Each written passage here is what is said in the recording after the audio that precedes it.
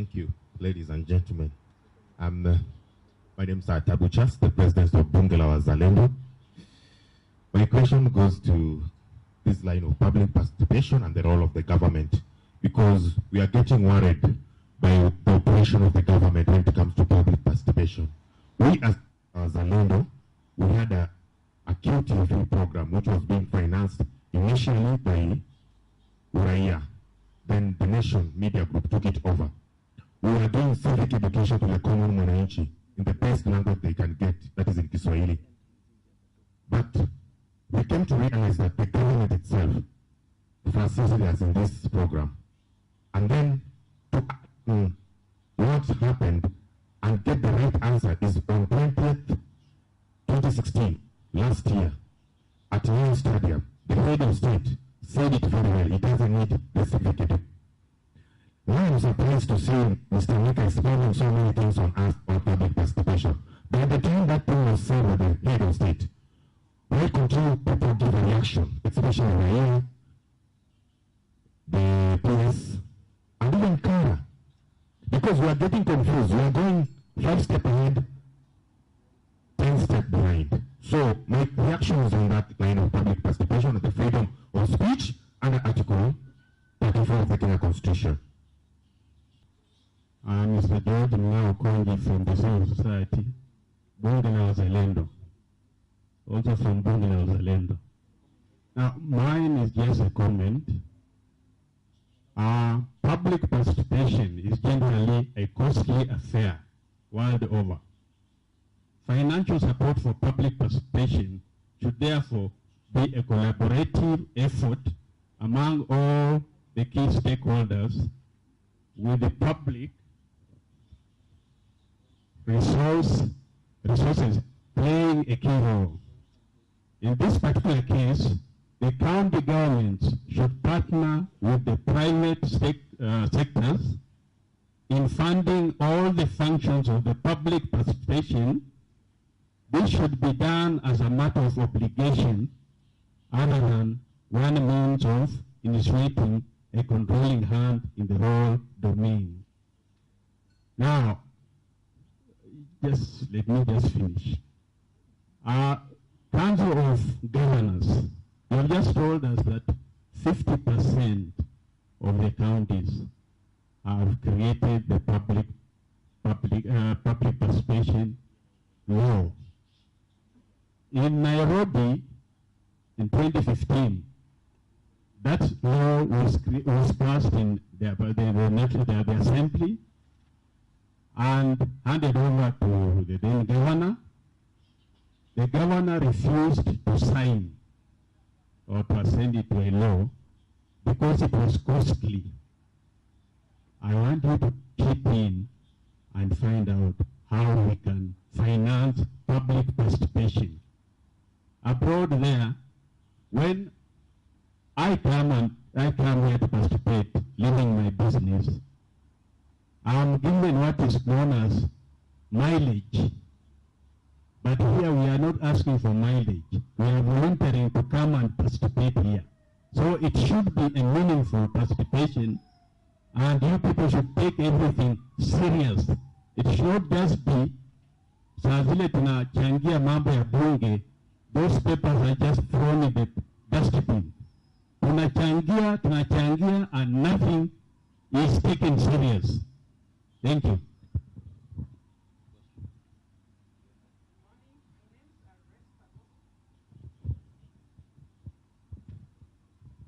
My name is Ares Pagogo from Jabavu Residents Association. My question to either Ms. Maingi or Mr. Powon, are that we have resident associations that actually participate and even give memoranda. But you will find in an issue that you have already given a memoranda, there's no feedback. All you get, for example, is an institution or some building is coming up, you raise your issues to the institution, and that is the end. The next thing that structure is coming up. So what way do we have going forward, whereby we think our participation has been neglected? Do we have a body we can resort to and say we participated in this and we did not get a positive response, or we did not get a response at all? And in some cases, because of the corruption around us, you'll find they shortchange you, that where you are supposed to participate in public, they actually don't involve you, and you find the item has been passed without your knowledge. Where can we go when these things are happening? I'm quoting the construction. I'm also quoting about the areas whereby music is played loud and we are supposed to participate in the liquor licensing. But that doesn't happen because somebody has influenced someone somewhere. Thank you. Let me start with the last question in terms of when you give your views, whether you send a memo, there's no action taken, where can we go? Asked by RISPA. I think one of the key things we have to understand that we're changing the way things have been done. We're changing attitudes, we're changing the way the system works. So if it comes to issues of construction, this is the National Construction Authority. They have a methodology within which you can take complaints to them. And what I would say, if any particular institution or organization does not respond, do not tire of writing letters. Do not tire of taking the issues back. Because if you sit back, then nothing will happen. So unfortunately, what we have to see is persistence. And also, what can also happen is that if, as various resident associations, you come together as a larger group, there's CARA that can also do advocacy at that particular level on particular issues. I think if we're persistent and push these issues, then we'll be able to have a number of them resolved. I think the other question asked by George was in terms of the costly affair of public participation. I think there are various ways that we can be able to undertake public participation without the cost coming out. One of the things we have to change in Kenya is our culture of, if I attend a meeting of the government, I need to be paid transport reimbursement. I need to be compensated for the time I've spent at that particular meeting. And that's what you've raised, that people want to volunteer, they want to come, they want to speak without even being paid because the issues are important. So we need to change that culture.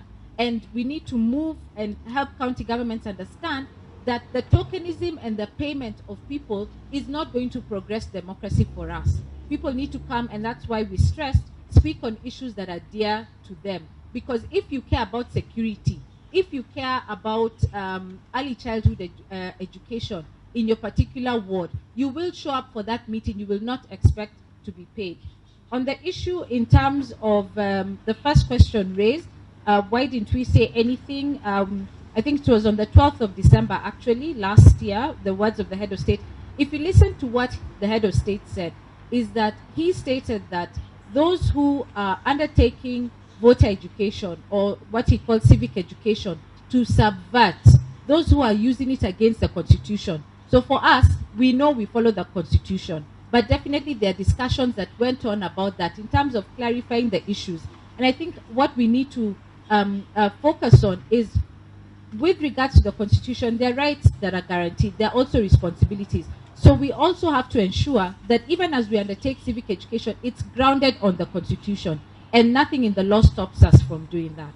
On the last question for RISPA, in counties even, sometimes are having a public convener where you're able to lodge complaints or compliments in that regard.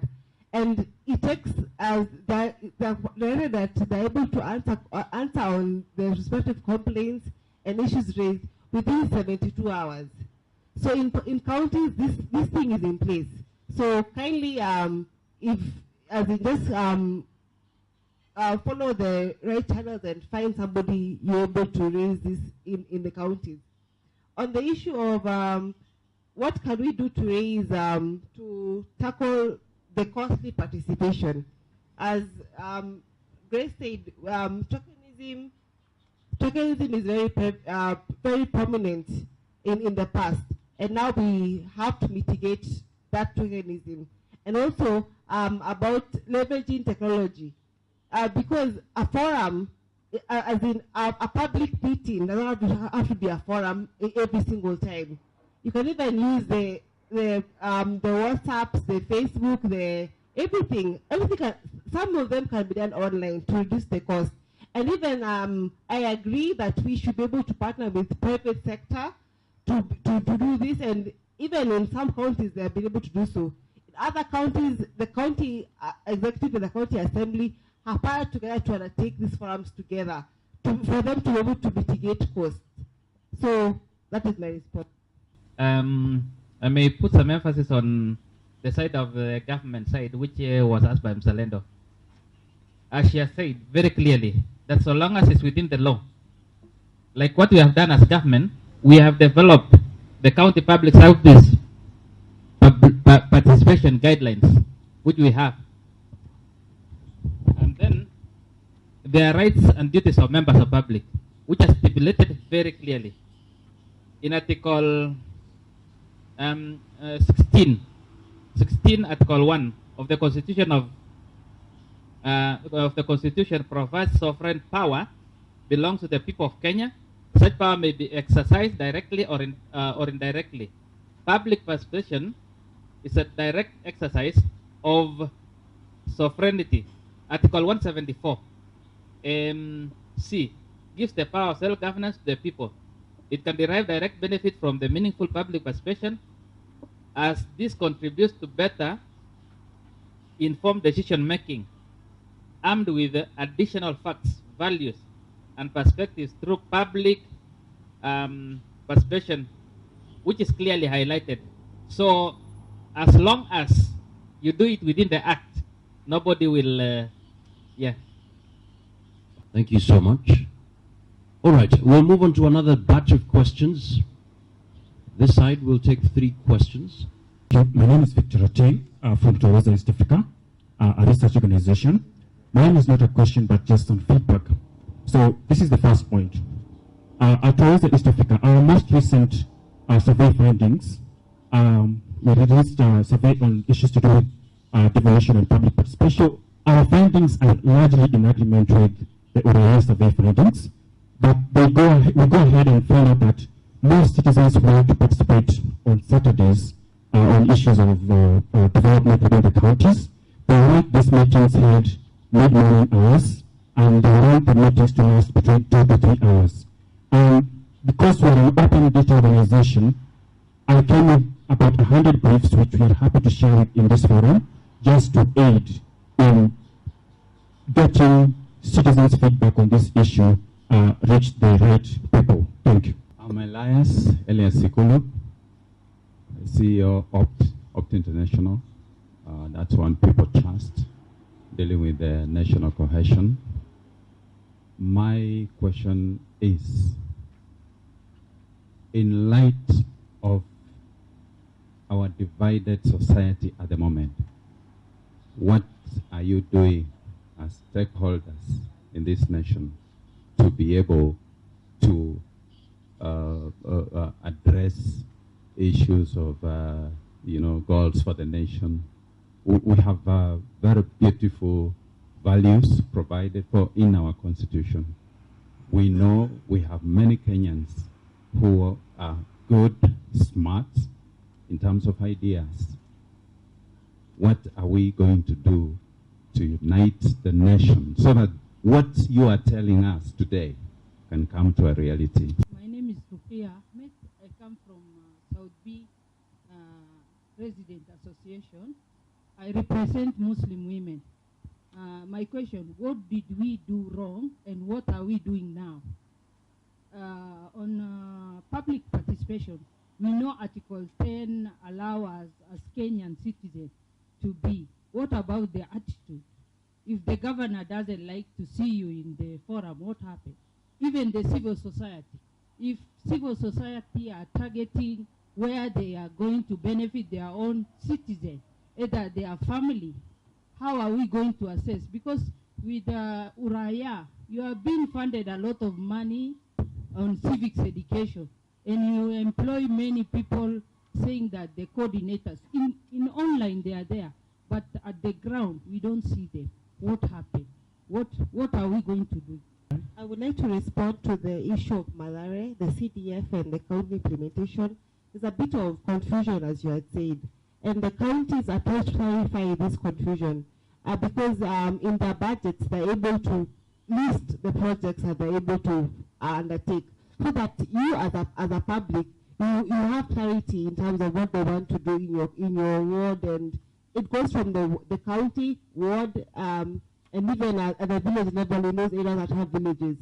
So I can request you, you can even talk to me. I can help you to get information on this budget document that is able to donate the projects in your ward. In terms of the public participation and the forums that are being held, definitely what we're trying to move away from is where people are handpicked to attend forums, and those who are known to ask a lot of hard questions are then being asked not to attend, or they are actually not being allowed to ask. So what we're trying to do is to change also then that culture. And that's why we are pushing for people to really also engage through the County Business Economic Forum, because then any issues that you have, even the issues that were raised earlier by RISPA in terms of non-compliance, people are not actually then following through on what they're supposed to do, can be channeled through also then those avenues. In terms of non-effectiveness of our civic educators, I'd be happy to receive whatever complaint you have in terms of them not being able to cover any particular area. What I would say, not to defend them, but to just explain, is that in every county we have a minimum of sometimes 4 or 6. So if you look at Nairobi County and how large it is, being covered by 4 or 5 people, it will not reach every individual. And that's why we have a two-pronged approach, both sustained civic education, but also mass civic education. So our mass civic education is through the radio, through TV, and also through IEC materials. The sustained, the civic educators go to organized groups. So what they do is that they go to the county office, they get a list of all the groups, whether they're women groups, youth groups, business groups, and then they reach out to the leaders and ask them, can I come and walk your group through a period of probably 4 weeks to take you through the content that we have on civic education. So it will not reach each and every Kenyan, because definitely that's very difficult for us to reach, but that's why we have the two-pronged approach. Well, thank you so much. Mr. Pawan? Okay, thank you so much. I may respond to, there was a question on the timing of when these meetings are held. That one will leave at the discretion of whoever is participating, because across the countries they are different. Like some of them would like to do it in the afternoon. If you go to pastoral areas, they would like their meetings to be in the afternoon. If you go to other areas, they would like it in the morning. So we leave it at the discretion of the individuals. Another question which was raised was in duplication of projects between CDF and the county government.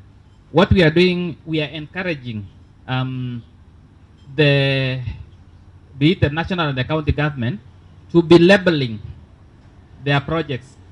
And that's why you find that there is a project written CDF project. And then maybe this is a county project. So we want to ensure that resources are not duplicated. The resources are not duplicated by being used twice. The last question is that on the division in this country. It's not a single man's job. If you had, from my statement, my parting shot, I was saying there's Kenya beyond 26th of October. We need to be united as Kenyans. So it's not the role of Powon alone. It's not your role alone. It's all of us. What are we doing? What are you doing as yourself to ensure that you build a culture of love between ourselves? So it's all our duty. This is our country. We need to guard the peace of this country jealously. Thank you so much. Question raised in terms of divided society, and you've heard from government.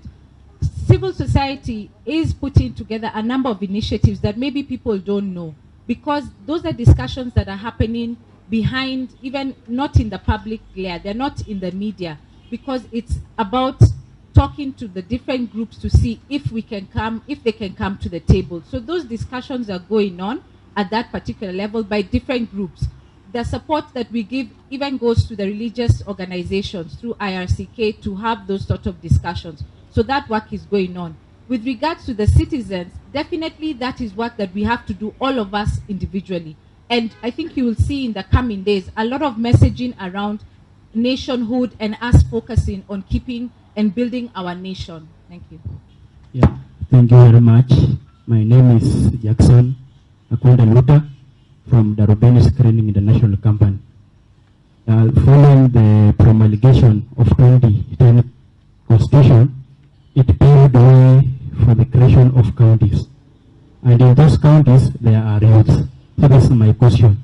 What are the techniques or procedures are you putting in place to make sure that the youth are fully engaged in public participation? Thank you for the presentations. From the presentations and the questions being asked, it seems we have not responded to the title of the day completely. We have heard about milestones, challenges, but what are the prospects? Taking note of what Maingi said, that really participation has been there and it has not been quite effective. What are the prospects? Okay, my name is Lucy Karaba. I come from Plebista Mission Trust. My question goes directly to the one who is in charge of the governors. Because my question is, after the period we had for the campaign, we saw how effective the governors were going down to the common monanchi and also saying they will study for that common monanchi. But when they are elected, they don't go back to ask. Now my question is, how shall we be able to follow that person, like now our new governor in Nairobi, so that when he is facing issues, then we should have given him first instead of telling us what to do. Thank you. Good afternoon, everyone. I'm Joshua Kioko from Transpaqueni Group. I want to say, first, thank you for the organizers. I want to say, if you want change, to make change, you have to look like the change you want. I want to say the disconnection, where it is coming from and why. I think the cause of public participation, is civic education. And the result of public participation is development. Now, the question is, we are talking of facilitation, notice. I think it is clearly stipulated and indicated what is a notice. For one, a notice, the shortest notice is 7 days. Why are you doing the opposite of what we expect? Yet you expect the input from the public, which is not possible if you invite somebody like me in a meeting today and you invite me yesterday. The next, just a minute, please. The other thing I'm questioning is the absence of the people who we expect to answer our questions. If we plan an activity like this and we expect someone to be in front of us asking what we want, you find that it might change and send somebody who might not have the information we want. That has been happening, and I've been following the public participation which has been taking place, in fact, in Nairobi County, specifically Dagoretti. Thank you. My name is Catherine from the NGO Council. I'm asking particularly to Richard Kibuji about how will we partner with the foundation. Thank you. Thank you very much. I'm Timothy Kariko from Nyeri. Now, my question is directed to the Council of Governors, the representative to the Council of Governors. During the past 4 years, we have seen many things happening, especially in Mount Kenya counties, whereby governors appointed people known as drivers of public participation, who would constitute our meetings. Then the public members are not allowed to enter. Yet a car was going around with a loudspeaker, people being told to come and attend this meeting. But the moment they go to the hall, askari wakaji yuko hapo, anagojea, anakuuliza barua ya kuparticipate. Then there is issue of scanty documents, very voluminous pages, and then there would be held several meetings in several counties the same day. So a meeting is held just for 1 hour, and then they go to the next, and then they pick the document. So what are you doing about this? Because people have complained. My name is George Wahome. This goes directly to the CS and Council of Governors. The PFM management regulations requires that every county should prepare 2 main documents and post them on their website on a timely fashion. These documents are the annual development plan, which anchors the budget and should be published within 1 week of tabling in the county assembly. The next one is the county fiscal strategy paper, sets out the total size of the budget, sector ceilings, and identify key priorities. The others could be perhaps the quarterly implementation reports, budget estimates, reports, and the citizen budget. Only one county, and that is Baringo County, has been abiding by this law. All the other 46 counties, including the capital city, are not doing so. So what are we going to do from now to make sure that this information is on their website so that we can look at it and produce and maybe come up with other issues which are not covered? Thank you so much. This side. Okay. So I'll give you 5 minutes because of time. On the question for Timothy, on the issue of the documents are too bulky. Right now, counties are working towards simplifying these documents into citizen budget. One I can say is Nairobi County, which did so recently as soon as last year or last year but one. So we are working together with counties to help them simplify these documents so that they're able to be packaged for your use, not just the bulky documents, but for your use. On the issue of, the issue for Lucy, how do you engage with governors after elections? The first avenue is the MCA. They are your representatives and they are represented in the county assembly. So you can make use of the MCAs in place.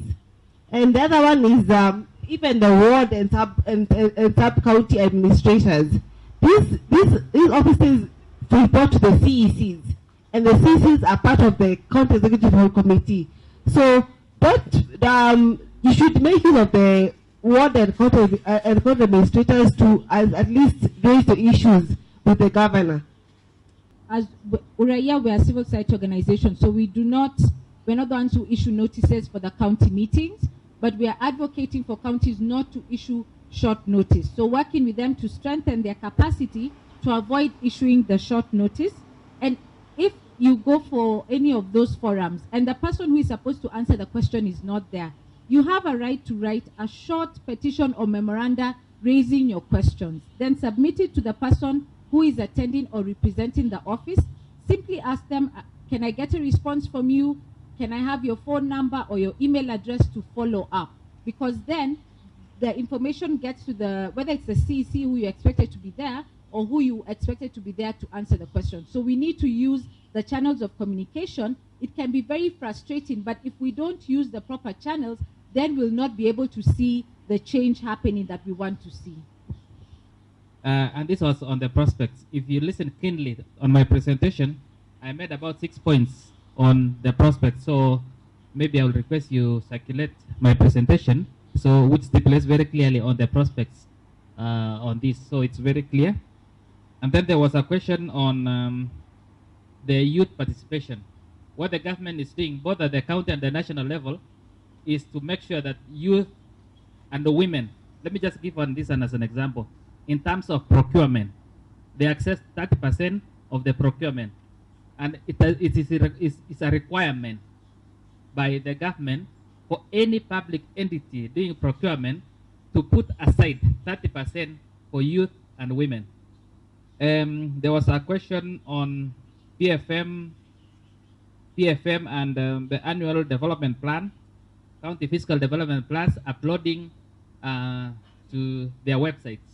So this is something we will follow up in partnership with the COG. We will follow up and the treasurer as well to ensure that they upload them, so that the other mechanisms which we can do to ensure that they have done. So we will follow up and address it accordingly. Yeah, Hansada Foundation, we are a donor organization and we work with local partners.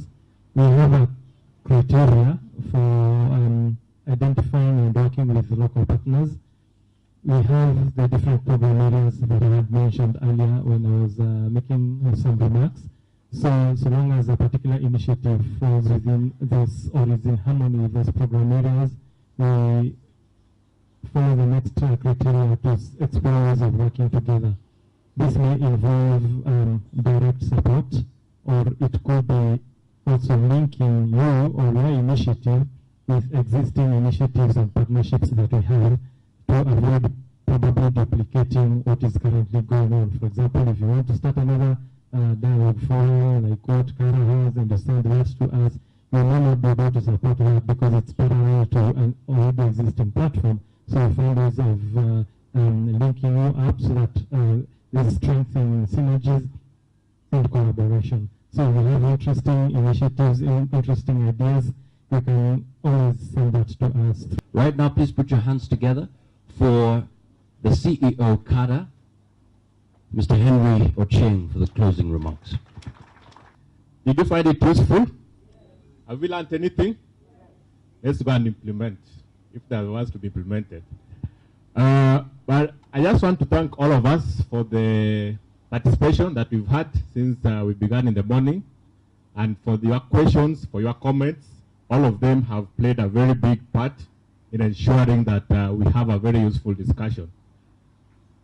I think one thing that is coming out clearly is that, yes, we have public participation entrenched in our laws, but I think what we are now asking ourselves is how do we ensure that it is working for us?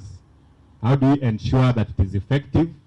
And how do we ensure that whatever issues that we bring during public participation processes find themselves in the decision-making table, and we actually see the final decision reflecting what was raised during public participation fora. So this is a question for all of us. It's a challenge to all of us, both state and non-state actors, to ensure that we are talking about making public participation effective and making it to be what it is envisaged to be in the Constitution. Now that we have the Council of Governors here, we have the Ministry of Devolution here. One thing that we perhaps we need to start talking about is how do we activate the various laws that we have. If you look at the County Government Act, it talks about establishment of citizens fora at the county level. But I have not seen counties that have stepped forward to establish this fora. They're supposed to be initiated by the county government. But I've not seen any county government boldly taking a step to establish functional citizen forum to use as a channel or as a tool for public participation. So it is important that when talking about the county government and of course through the Council of Governors, we start pushing the various governors to have these fora in place. In terms of service delivery, and of course this is also still a part of public participation, the Urban Areas and Cities Act talk about formation of urban boards to manage the cities and municipalities, and of course there's an ad hoc committee to manage the towns. None of the counties have established these structures. For whatever reasons, I don't know what the reasons are, but these were structures that were envisaged to support public service delivery and to come up with very clear ways of engaging the various stakeholders. So again, I think it is important through the ministry and of course the Council of Governors for us to start having this discussion at the county level so that we put structures in place that will facilitate public participation and engagement, and we don't leave it to be at the whims of the people who are in office. We also need to have citizen charters so that we are at a point where we all know what to expect, we all know what is happening, and we are able to monitor and hold people accountable. So these are tools and structures that are clearly intended to facilitate what we are talking about here. But at least what we know is that the first phase of devolution, which was begun in 2013, actually didn't make a lot of progress in this regard. So as we get into the next phase of devolution, I think these are structures we need to have in place to ensure that we are actively engaging on issues of public participation. Kara is one of the organizations that has joined what we are calling the Urban Boards Nomination urban boards nomination non-state agencies, which we are trying to come up with a mechanism of nominating non-state actors in the urban boards that is envisaged in the law. And we definitely will need to work with the ministry, we need to work with the Council of Governors and all the stakeholders to ensure that these boards are formed, first of all, and then secondly, the people representing the non-state actors in those particular boards are actually the right people in terms of the skills, in terms of the capability, and in terms of their representation of what the views and expectations of the public or non-state actors are. So we will be driving this agenda forward, and we hope that in the next 1 or 2 years, we'll see counties starting to embrace functional boards and having proper representation. So I just need to make those few additions so that we get clarity on what exactly we need to do moving forward. But as CARA, we are always happy to host you, and we always look forward to having this kind of platforms where we can be able to engage on candid discussion and come up with suggestions and way forward on how to improve the various processes that we have. As my chairman mentioned earlier, we have been having what we're calling the annual CARA Business Expo and Conference. Basically, this is just another platform to bring together a number of stakeholders, CARA members, the rest of the public and government and the various key players to come and interact, showcase what they have in terms of service delivery and even the products, and also engage on a number of discussions. The conference bit of it has a discussion. And like we mentioned, we are hoping to have it actually next week, but we all know what is happening in the political arena, so we had to push it. So on 1st to 3rd of December, we are inviting you to join us at Sarit Center for the CARA Business Expo and Conference. You can join us as a participant, just coming to see what we're showcasing. You can also join us as an exhibitor. We have opportunity for exhibition. If you want to come and showcase what you are doing, either as a state or non-state actors, we have that opportunity. And of course, you can also join us as a sponsor. We have people who want to identify with us as sponsors for the event. We have that kind of opportunity. So if you need more information about that, please get in touch with us at our offices. We'll give you all the available options and the information that is required so that we can all participate and make this particular event a success. We are intending to introduce at that particular event the first ever Resident Associations Excellence Awards. We have our members who are doing a lot of work. They've made a lot of milestones, but we've not had a platform or an opportunity to recognize and appreciate them, and also to stimulate competition that will result into better service. So we are looking at instituting an award that will specifically identify and reward the resident associations that have done very well on various aspects of service delivery, and also just to encourage them to continue what they're doing in the interest of having better service delivery. So these are details that you can be able to get if you are interested in the event. We can provide this information so that you can see how you can be part of that particular process. But for now, ladies and gentlemen, allow me to announce the meeting to an end. But first of all, thank our speakers. Rosemary from Council of Governors, thank you very much for your presentation. Grace, we are very appreciative for creating time to be here with us. When appears, we will be coming to see you. I heard you saying that we can come and have a discussion and talk about a number of things. There's so much you want to talk about. We definitely will make an appointment to come and have further discussion with you on a number of areas that we think are useful for us and even for you as a ministry. Our chairman, always very supportive, always here with us, Mr. Nyaga. We thank you very much for your time. And of course, our partners, Hans Sidel Foundation, Robertson, thank you very much for being present here with us and just sharing with us your views on what we are discussing today. And to all of you participants, once again, we appreciate you, we thank you. Of course, this cannot happen without having the participants. We need the audience to have this session to happen. So we thank you for your patience, we thank you for your participation, and we definitely will be inviting you again for further engagement on areas that we believe are of interest to you and are of interest to this particular nation. So with those few remarks, allow me to close the meeting.